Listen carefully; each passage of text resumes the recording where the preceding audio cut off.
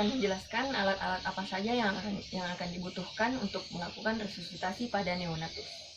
Yang pertama yaitu alat pelindung diri,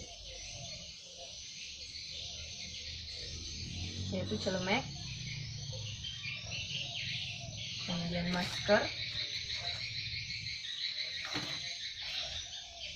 handscoon, dan kacamata Google. Lalu selanjutnya yaitu alat untuk memastikan pernafasan bayi, jalur napas bayi lancar. Kita lakukan suction dengan menggunakan DELI. Gunakan laryngoskop. Pastikan laryngoskopnya menyala, senternya bagus. Kemudian endotracheal tube untuk neonatus. Lalu selanjutnya perlu disiapkan juga back valve mask atau ambu bag yang sesuai dengan ukuran bayi, ukuran neonatus. Pastikan alatnya berfungsi dan tidak ada kebocoran.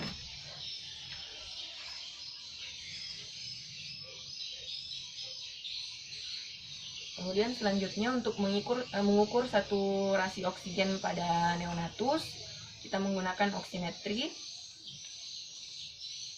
Ini. Lalu selang oksigen untuk menghubungkan ambu bagnya dengan oksigen.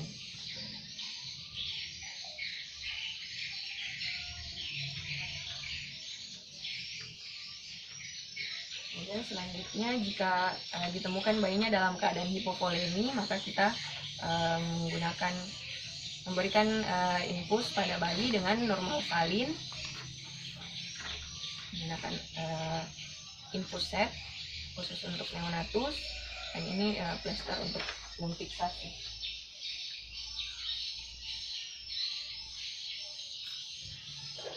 Kemudian jika telah dilakukan resusitasi dan keadaan bayi masih belum baik, untuk tekanan denyut nadinya, denyut jantungnya belum mencapai angka yang kita harapkan, maka bisa digunakan obat-obatan seperti epinefrin menggunakan spoid melalui vena umbilikal atau melalui endotracheal tube. Kemudian stetoskop untuk menghitung denyut jantung bayi, klem umbilikus setelah yang akan digunakan setelah resusitasi, ginting, kasa, dan antiseptik. Kemudian 3 lembar linen. Linen yang pertama digunakan untuk menyanggah punggung bayi, linen satunya lagi untuk menerima bayi, dan yang satunya untuk mengganti linen yang basah. Kemudian untuk resusitasi bayi diperlukan infant warmer. Jika tidak ada infant warmer, kita bisa menggunakan lampu pijar dengan jarak kurang lebih 60 cm dari bayi.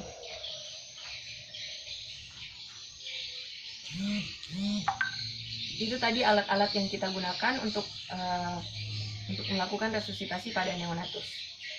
Dalam melakukan resusitasi neonatus, idealnya seorang dokter didampingi oleh seorang bidan atau seorang perawat dan mengenakan alat pelindung diri yang lengkap, yaitu handscoon, celemek, kacamata Google, masker, dan topi atau cap.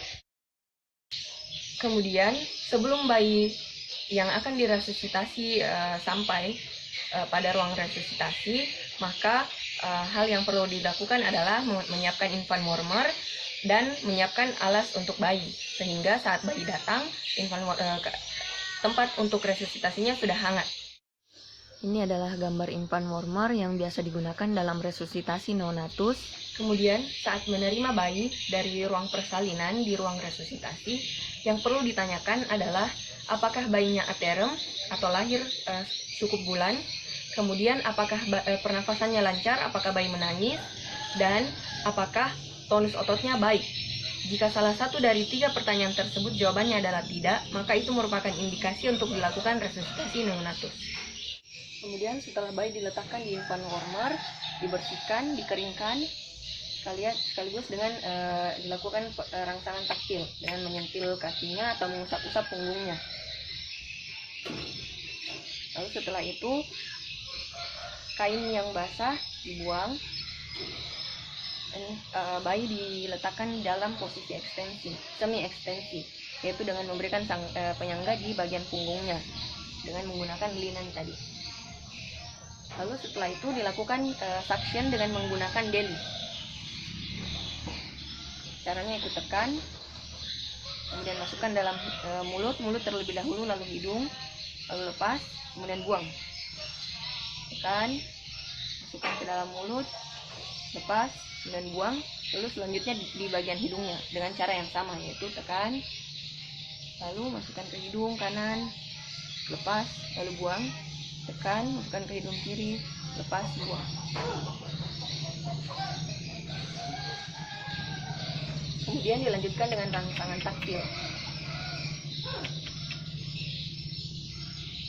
Setelah itu dilakukan evaluasi, yaitu yang dinilai yaitu heart rate, kemudian pernapasannya, warna kulitnya, dan saturasi oksigennya.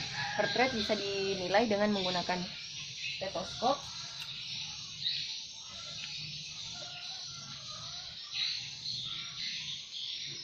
Terlebih dahulu stetoskopnya dihangatkan agar bayinya tidak kedinginan. Kemudian dinilai heart rate-nya selama 6 detik, kemudian dikali 10. Selanjutnya dilihat bagaimana pernapasan bayi. Jika bayi sudah menangis, maka diasumsikan bahwa pernapasannya sudah baik. Kemudian apabila bayinya gasping dan maka membutuhkan bantuan pernapasan. Kemudian kita ukur saturasi oksigen dengan menggunakan oximetri.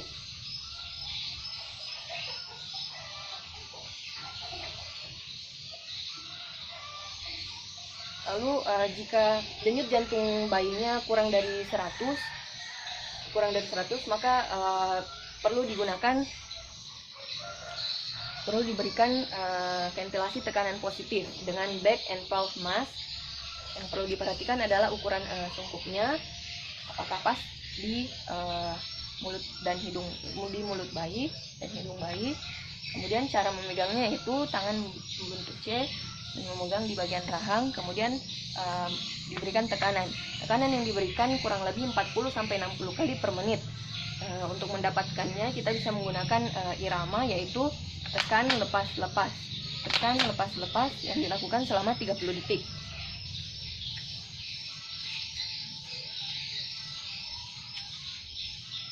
Kemudian evaluasi dari awal sampai pemberian ventilasi tekanan positif tadi dilakukan selama 60 detik.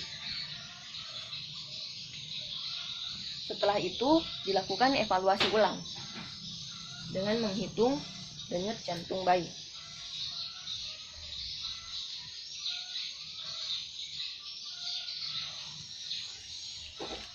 Kemudian setelah resusitasi dilakukan evaluasi, apabila heart rate-nya sudah mencapai di atas 100 kali per menit dan pernapasan bayi sudah lancar, maka bisa dilanjutkan ke perawatan pasca resusitasi.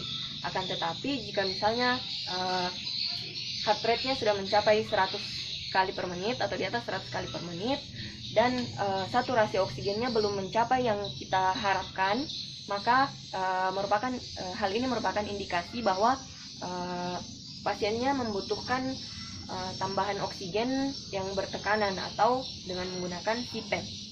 Sedangkan jika pada evaluasi heart rate bayi belum mencapai 100 kali per menit dan saturasi oksigennya belum mencapai sesuai dengan yang kita harapkan, maka perlu diperhatikan lagi apakah proses pemberian VTP yang kita lakukan itu sudah benar.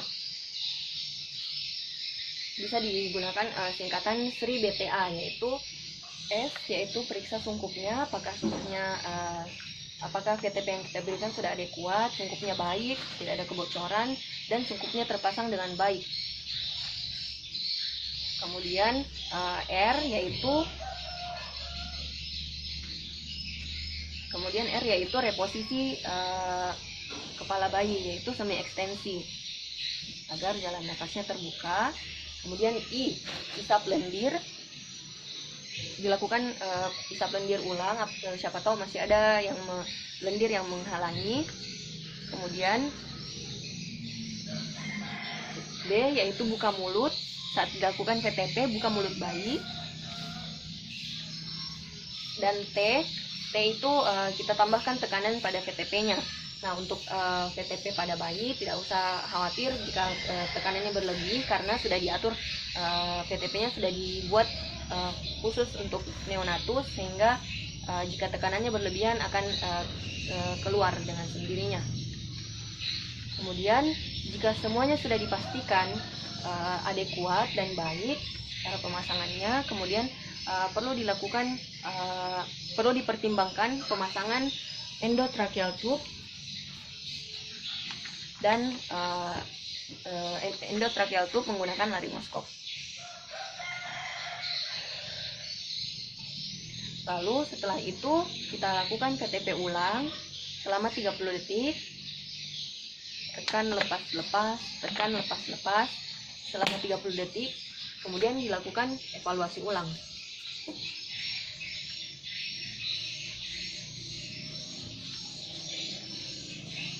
Selama 6 detik, lalu kemudian hasilnya dikalikan 10.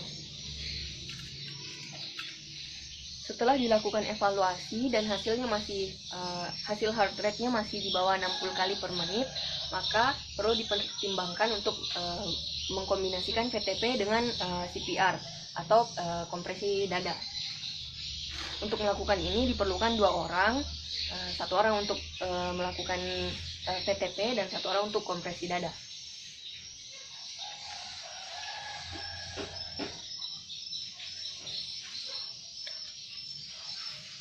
Cara untuk kompresi dada ada 2, yaitu bisa menggunakan kedua ibu jari atau jari tengah dan jari telunjuk. Saya akan menggunakan kedua ibu jari. 4 jari yang lainnya diletakkan di bawah bagian bawah pasien. Kemudian ibu jari mencari proses sifoideus dan diletakkan 1 jari di atas proses sifoideus. Kemudian dilakukan penekanan dengan kedalaman 1/3 dari diameter antero-posterior. Untuk melakukan kompresi dada dan VTP digunakan irama, yaitu 3 kali kompresi dan 1 kali pompa VTP. 1, 2, 3 pompa, 1, 2, 3 pompa, 1, 2, 3 pompa. Hal ini dilakukan selama 30 detik, kemudian dilakukan evaluasi.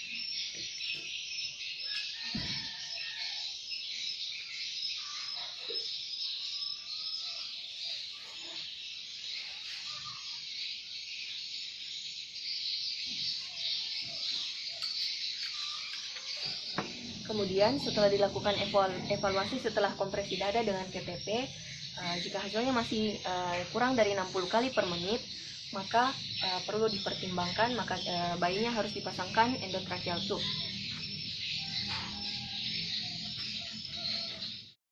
Blade ukuran 0 untuk bayi preterm dan blade ukuran 00 untuk very preterm baby. Pastikan laringoskopnya menyala dengan baik. Kemudian masukkan laringoskop dan menekan lidah.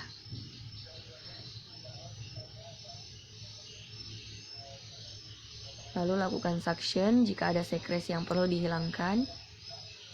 Kemudian masukkan endotracheal tube secara perlahan-lahan.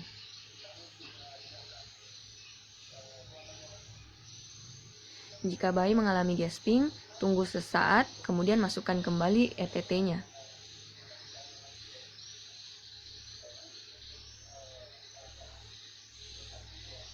Peningkatan heart rate adalah parameter pertama dari perbaikan keadaan pasien. Kemudian bilateral chest expansion, equal air entry, dan absence of abdominal distension. Kemudian ada perubahan tonus dan perubahan warna kulit pada bayi. Lalu lakukan fiksasi pada endotracheal tube.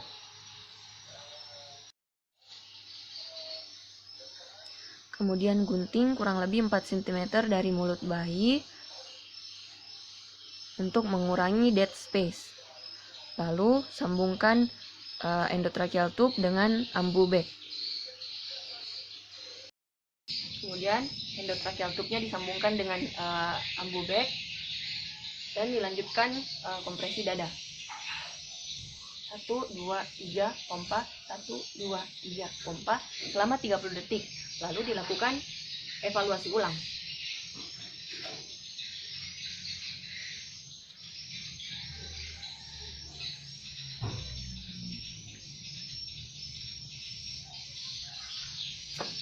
Setelah dilakukan evaluasi dan hasilnya masih kurang dari 60 kali per menit, maka bayinya perlu diberikan obat-obatan yaitu epinefrin.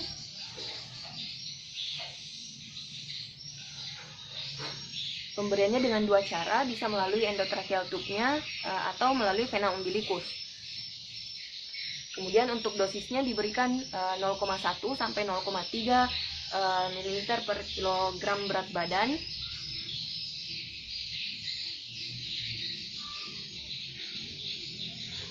Saya memasukkan melalui selang endotracheal tube-nya.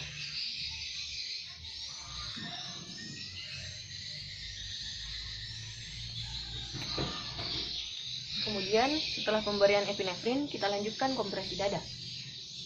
1, 2, 3, pompa, 1, 2, 3, pompa, 1, 2, 3, pompa selama 30 detik. Lalu kemudian dilakukan evaluasi ulang. Jika heart rate-nya sudah mencapai 100 kali per menit, maka bisa dilanjutkan perawatan pasca resusitasi. Akan tetapi jika heart rate-nya masih kurang dari 60 kali per menit, maka untuk pemberian epinefrinnya bisa diulang maksimal sampai 3 kali dengan jarak 3 sampai 5 menit setelah pemberian epinefrin yang pertama. Lalu setelah itu dilakukan evaluasi. Nah, setelah pemberian epinefrin ini kita harapannya yaitu heart rate-nya sudah normal, sudah mencapai 100 kali per menit dan pasiennya sudah bisa dilakukan perawatan pasca resusitasi. Kemudian untuk setelah resusitasinya berhasil, pasien kemudian VTP-nya tetap dilanjutkan, nanti bisa dihubungkan dengan ventilator untuk lebih mudah memonitor di neonatal intensive care unit. Setelah itu dilakukan pemantauan pada pasien.